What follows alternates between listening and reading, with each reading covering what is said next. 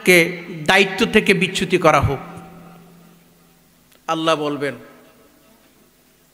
এই ফেরেশতারা, তোমাদেরকে আমি 3000 ফেরেশতা নিযুক্ত করেছি।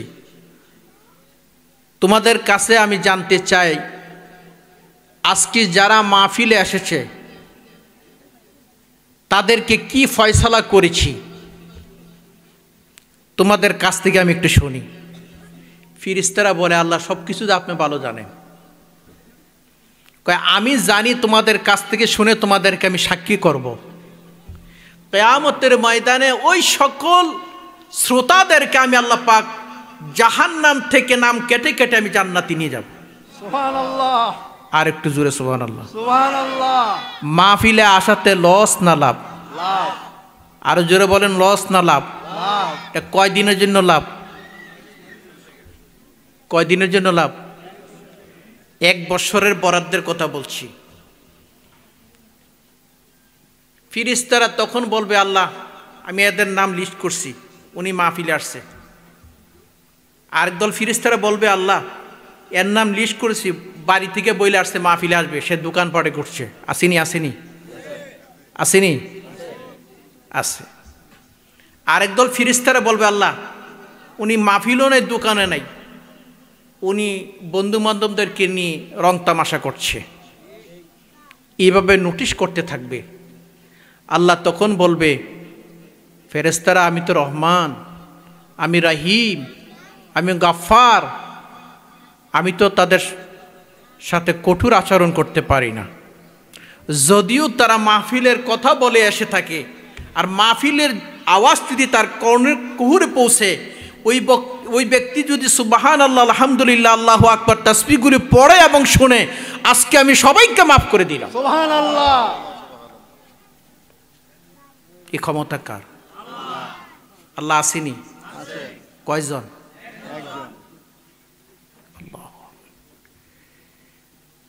তো আমরা সেই আল্লাহর বান্দা, আমরা যারা মাহফিলে এসেছি, এতে করে কি আপনারা বেজার না খুশি? খুশি। আর একটু আওয়াজ দিয়ে বলেন, খুশি। কে কে বেজার একটু হাত তোলেন। বেজার নাই। জি, বুঝতে পারছে না। কিছু কিছু লোক এখনো হুঁশ হারাই ফেলছে, হুঁশ নাই। রাত কি বেশি হয়ে গেছে?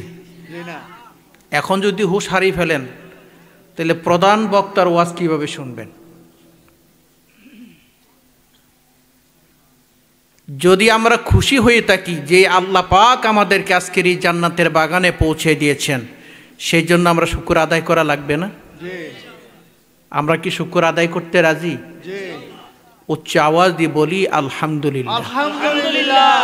সবাই বলি সুবহানাল্লাহ, সুবহানাল্লাহ, আলহামদুলিল্লাহ, আলহামদুলিল্লাহ, লা ইলাহা লা ইলাহা ইল্লাল্লাহু ইল্লাল্লাহু আল্লাহু আকবার আল্লাহু আকবার ওয়ালিল্লাহিল হামদ হামদান কাসীরান তাইয়্যিবান মুবারাকান ফীহি। প্রশংসা করছি কার? সবাই দুরূদ শরীফ পড়েন, আল্লাহুম্মা সাল্লি মাওলানা মুহাম্মদ ওয়া আলা আলি সাইয়্যিদিনা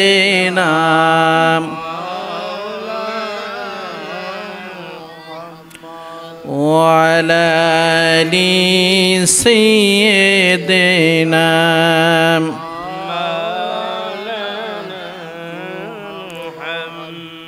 এ দুনিয়া পড়ে থাকবে, আমরা একদিন থাকব না। সবাই মরে ভুলে গেলেও নবীজি আপনি ভুইলেন না।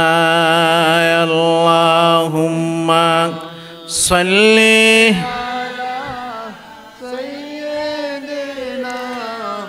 মাওলানা محمد وعلى آل سيدنا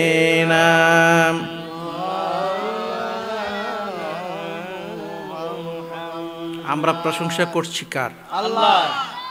আল্লাহ কি বেজার না খুশি? খুশি। আল্লাহ খুশি। আল্লাহ খুশি হইলে তো ভাই হয় না। আল্লাহ কয় তোমরা আমারে খুশি করাইতে হইলে আমার বন্ধুরে খুশি করাও। যেখানে আল্লাহ বলছেন আতিউল্লাহ ওয়া আতিউর রাসূল, যেখানে আল্লাহর ইত্তেবার কথা বলা হয়েছে সেখানে রাসূলের ইত্তেবার কথাও বলা হয়েছে। তাহলে আমরা প্রশংসা করি ওই নবীর, যেই নবীর প্রশংসা করেন স্বয়ং আল্লাহ। কে করে? আল্লাহ। পৃথিবী তো ধ্বংস হয়ে যাবে, ইমাম চলে যাবে, মুয়াজ্জিন চলে যাবে, মুসল্লি চলে যাবে, মুক্তাদি চলে যাবে, কেউ থাকবে না। এই দুনিয়া সব ধ্বংস হয়ে যাবে। কেউ আল্লাহর প্রশংসা করার মতো থাকবে না। সকল দরজা বন্ধ হয়ে যাবে। আর আল্লাহ বলছেন, হাবিব, যেখানে আমার প্রশংসা বন্ধ হয়ে যাবে আপনার প্রশংসা কিন্তু বন্ধ হবে না। আমি আল্লাহ তো আছি, আমি আপনার প্রশংসা করতে থাকবো। আর একটু জোরে বলেন সুবহানাল্লাহ।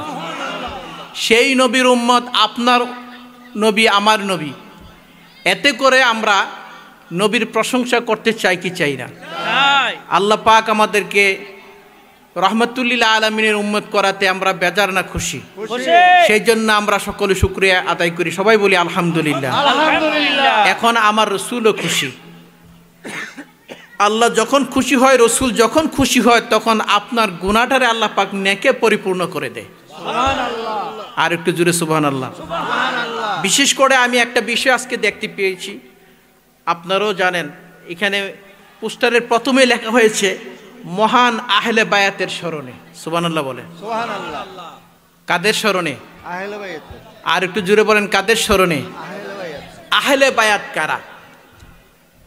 এদের কি ভালোবাসা আমাদের কি প্রয়োজন, আর ভালো না বাসলে কি বা লোকসান, এগুলি আমাদের জানা দরকার আছে না? অনেকেই কিন্তু আহলে বায়াত সম্পর্কে ধারণা নাই।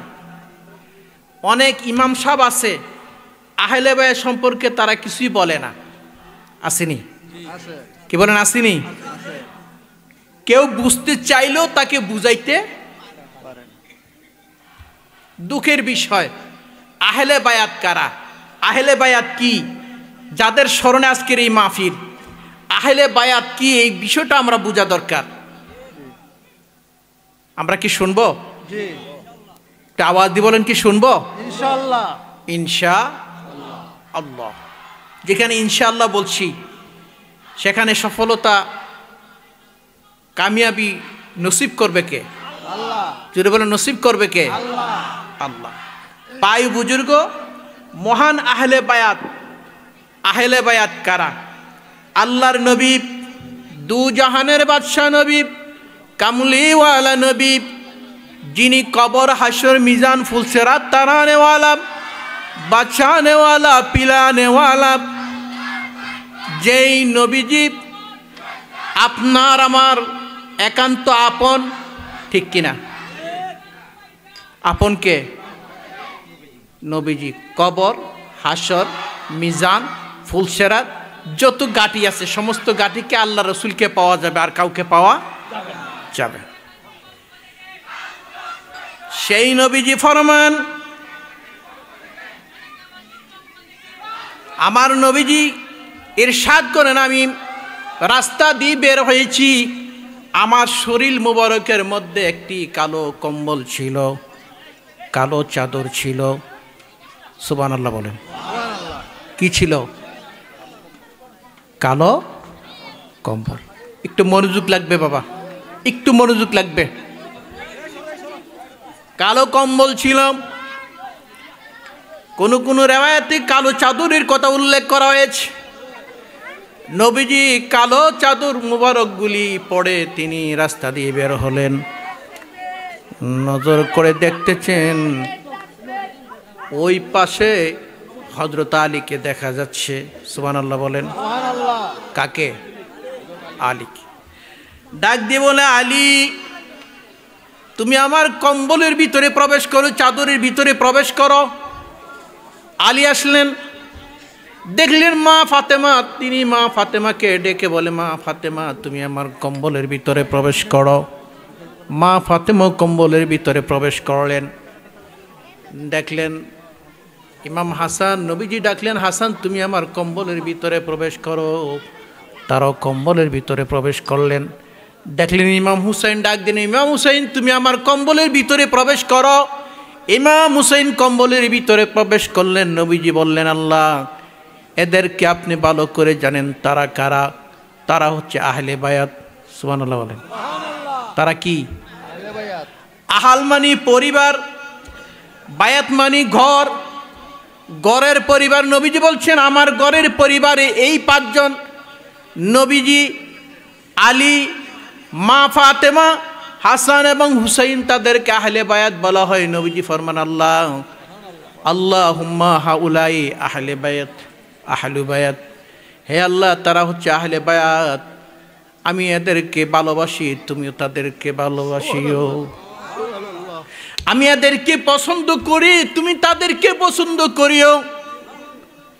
শুধু নবী কথা বলছে তা ক্ষান্ত নাই, তাদের সম্পর্কে আল্লাহ কোরআনে বলেছেন। আল্লাহ পাক কোরআনে ঘোষণা দিয়েছেন, কুল আসআলুকুম আলাইহি আজরান ইল্লাল মাওয়াদ্দাতা ফিল কুরবা।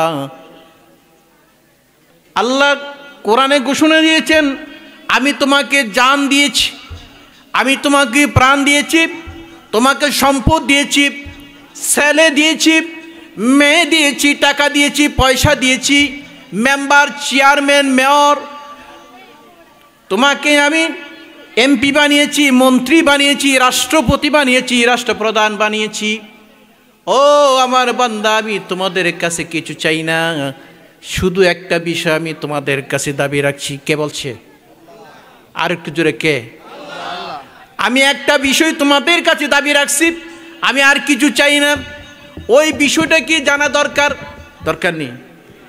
আল্লাহ বলতেছেন, কুল লা আসআলুকুম আলাইহি আজরান ইল্লাল মাওয়াদ্দাতা ফিল কুরবা।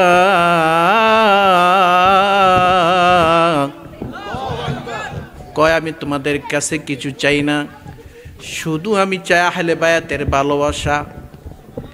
এই পাঁচজনের ভালোবাসার কথা আল্লাহ নিজে ডিক্লেয়ার দিয়েছেন, আমি তোমাদের কাছে তোমার জানের বিনিময়ে কিছু চাই না।